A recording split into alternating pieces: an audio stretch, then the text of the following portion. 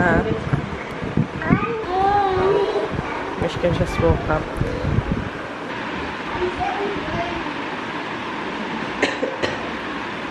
Welcome guys.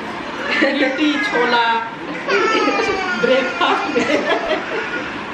Mommy is special. हाँ. क्या हुआ बेटा? हाँ? Come here to sit. हाँ. Just look.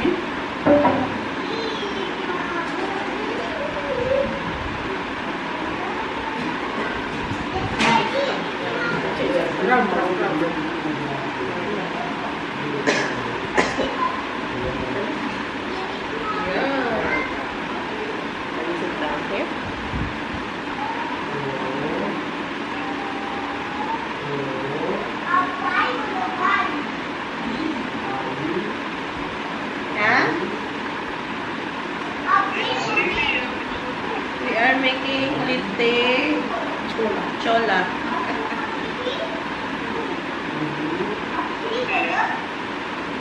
Litte chola.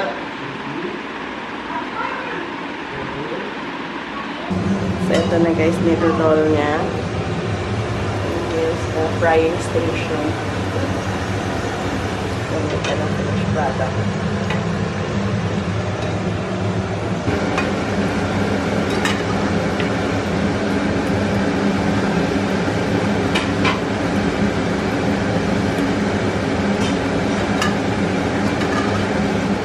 Aming breakfast, chola and litti. Special to kasi may effort yung paggawa nito eh. Nagsipag-akyatan yung mga tao dito sa taas. Kasi maganda yung weather, umuulan kanina and kahapon. So dito magandang tumambay ngayon.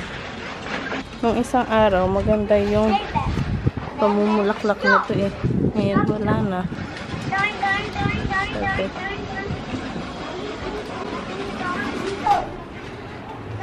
Dito kasi si Mami nagtatahi.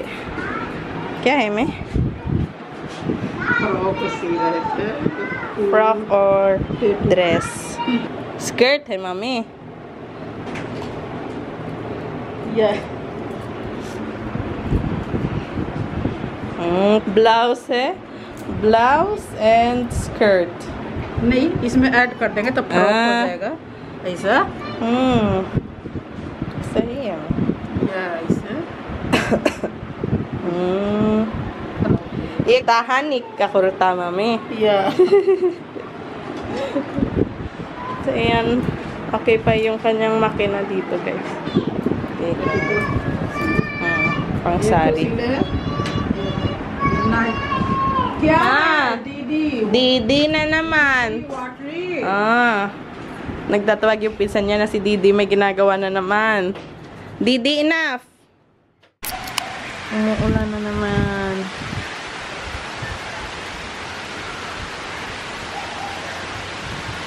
Meron silang kalabasa na binili kahapon. So, ito yung aking gagawing ingredients para sa pasta.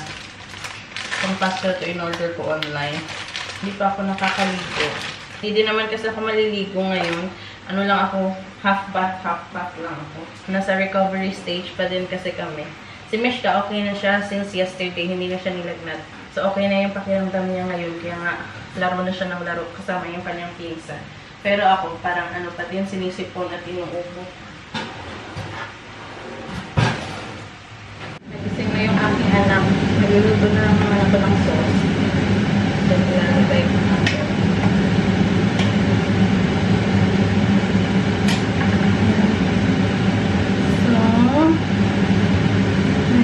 So, gawin.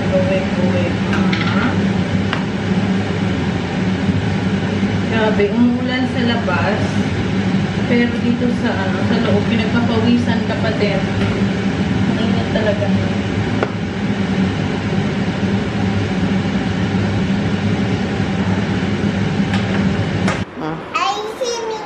Yeah. Suot na ni Mishka yung tahi ng kanyang lola.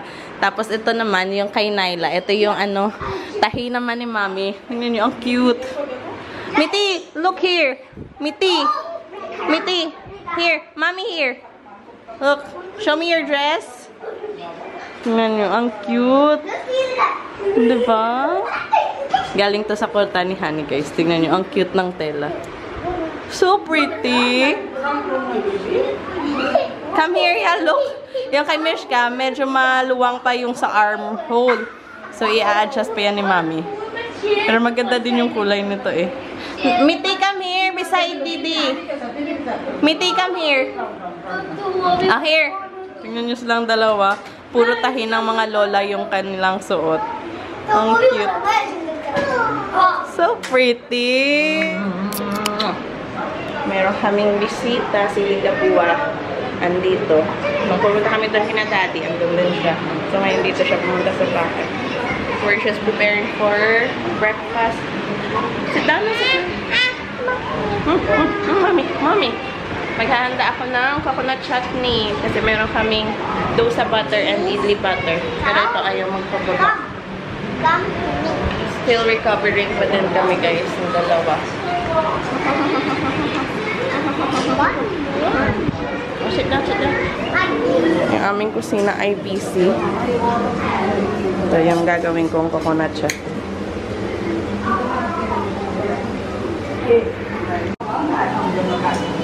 Ito yung hinahanda nila ng Mami. Aloo bujia. And then, ito naman. Ano to, guys? Patola. Ayan. Tapos dito, rice. Then, yung para sa mga kids, ito yung ihahanda ko. Dosa.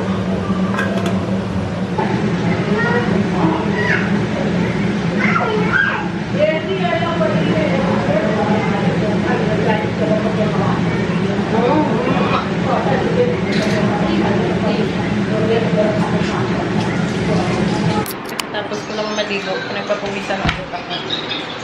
Ayan. Kakain muna kami ng Mishka. Dito ko na lang dinala yung aming lunch. Kasi mainit dun sa labas. And yung mga in-laws ko, nagchichikahan sila dun sa kabilang kwarto. Inaya ko sila dito kasi sabi ko magpapaandar ako ng AC para hindi mainit sa kanila habang kumakain.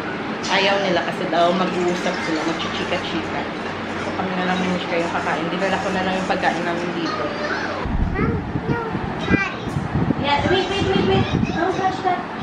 The rice, this one is okay. This one you can eat your favorite papad. You can eat that papad. Nagdala lang ako ng plates, ma'am.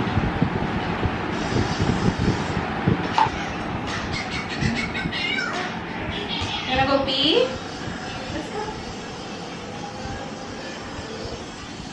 Ito yung aming ulam, dal, aloo fry, and ito yung sabi ko na upo. Ay, upo. Patola. Patola yan. And then ito, yung aming papad. Homemade to lahat ni Mami.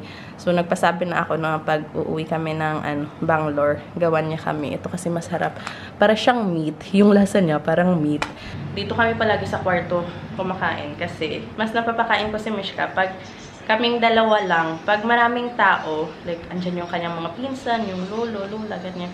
Maglalaro lang siya, hindi siya kakain. So, yung ginagawa ko, dinadala ko siya dito sa kwarto na kami lang. Minsan, maiyakan lang kasi gusto niya lumabas, makipaglaro sa labas.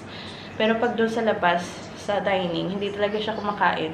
And sabi ni Abi, bakit daw dito kami palagi sa kwarto kumakain? Yung isa lang siguro, yung one thing lang na hindi ko masyadong gusto, I'm not sure if sa ibang Indian family ganito ha. Pero dito sa aming pamilya, like iba-iba yung oras ng pagkain. Like yung isa mauunang kumain, yung isa mamaya pa, ganyan. So hindi nagkakasabay kumain, hindi kagaya sa atin. Like sa amin, sa pamilya namin, kahit gaano man ka sarap or kakonti yung handa namin sa aming hapagkainan. Pero sabay-sabay kaming kumakain. Like, kailangan mong tawagin yung lahat na nakahanda na yung pagkain para sabay kayong kumain. Dito, hindi. So, kami ni Mishka, dito na lang sa kwarto. Kasi doon sa labas, hindi sila kumakain. Minsan, nahihiya din ako na kumakain ako sa harap nila tapos sila hindi kumakain. So, mas mabuti na pumasok kami dito ni Mishka sa kwarto. Siguro yung nagkakasabay lang kami sa pagkain is tuwing hapunan, yun lang. Pero morning, kasi si Mami hindi din siya nag-aalmusal sa umaga. Lunch na siya. Pinapatapos niya kami kumain sa almusal, and then maliligo siya, magpupuja. Hindi siya kumakain before puja. Hindi talaga siya sumasabay sa sa almusal. Tapos kami, kanya-kanya. Yun lang yung parang nakakalungkot. Kasi sa amin kasi, Alam mo yung sabay-sabay kumain, tapos merong chikahan habang kumakain, ganun. And yun sinabi ko kay Abhi na para hindi ko masyadong ma-miss yung Pilipinas, sabay tayong kumain palagi sa pagkainan. Ayan na. Kumati na naman yung aking lalamunan. Ayan, dito pa din yung aming bisita, guys. Honey ordered snacks. Yung mga kids excited. So, this is fried noodles and Manchurian. Naila is waiting. It's hot!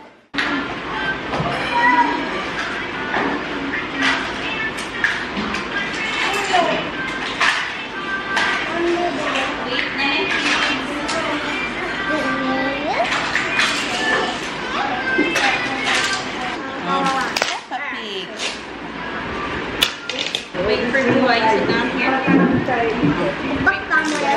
Where's Mitty's chair? Where is Mitty's chair?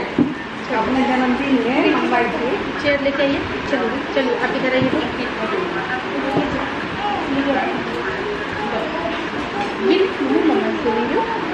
You and Mitty eat, okay? You can't use the spoon, Lab. You use the fork.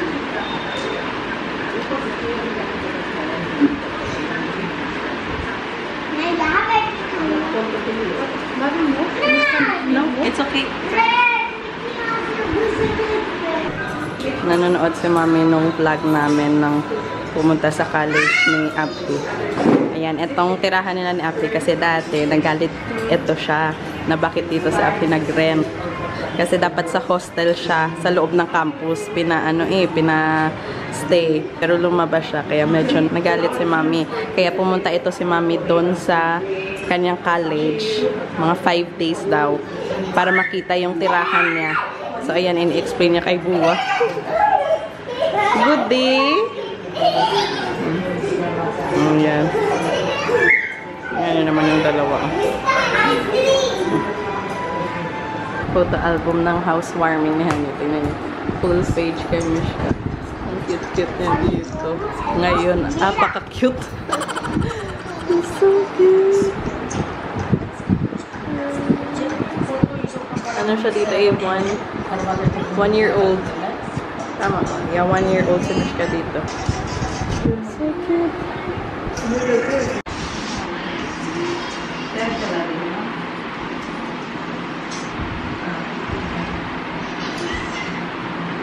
At ihatid namin si Buwa doon sa sa dating bahay din namin. Wait, not yet. Not yet. Mitty, come. Buwa is coming. So, whole family din yung lalabas para maghatid. Para makapag road trip din kami. Let's go. Who will drive? You or Aaron? Eh? Go.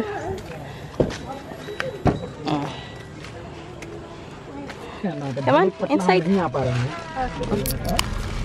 Hatid lang namin si Buwa dito. Sit down. Ay Buwa Hi. Bye, Daddy. Bye, Daddy G. Say bye-bye, Daddy G. See? See? Dada G is there. Bye. Bye, Dada G. Dada G.